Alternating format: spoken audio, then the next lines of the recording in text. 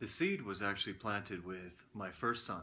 When he would get a fever, I would always wonder why the only way to really keep him comfortable or to bring that fever down is with over-the-counter medications. Now, we tried all these different natural ways as well, but nothing really took with our family at that time. But we knew something was missing, and we really felt something was missing.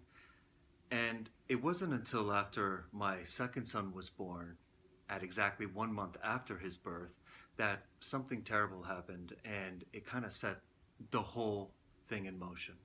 So in the really early morning, my wife wakes me up incredibly frantic, and I wake up and I just notice that everything between us is completely soaking wet.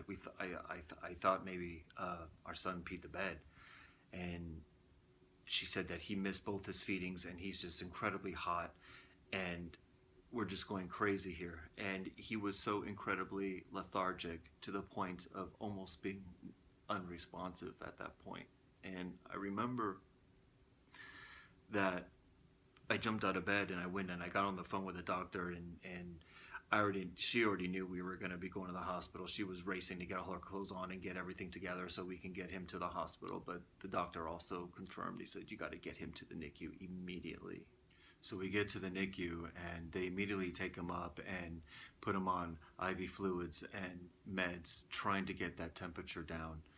And later on, when that wasn't working, they went to a spinal tap, CT scan, the whole 9 yards, countless amounts of blood and urine taken, and hours and hours and hours later, they come back to us and they tell us that he has encephalitis, swelling in the brain, and they have no idea what's causing it. At this point, they bring in this blanket, and this blanket has all these tubes going through it.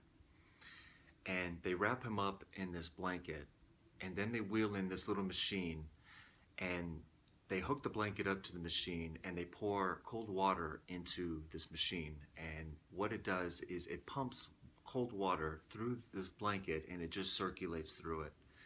And their goal at this point was, because they don't know what's causing the encephalitis, the swelling in his brain, that they want to bring his body temperature down as much as possible until they can figure out what's going on.